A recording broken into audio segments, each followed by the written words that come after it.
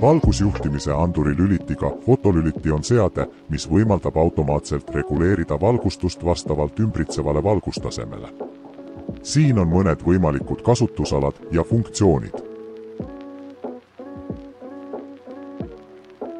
Valgustuse automaatne juhtimine.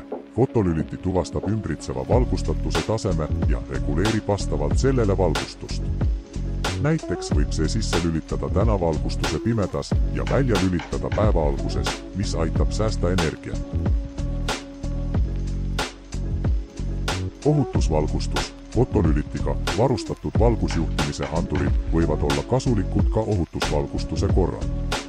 Näiteks võib see sisse lülitada välisvalgustuse, kui ümbritsev valgustus langeb alla teatud taseme, mis aitab vältida õnnetusi.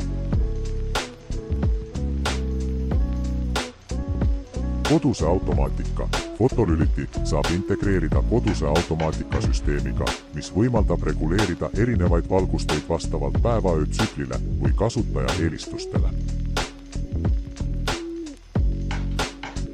Aiavalgustus. Aias võib fotolülitiga varustatud valgustus olla kasulik, et valgustada aeda pimedal ajal ja säästa energiat päevasel ajal.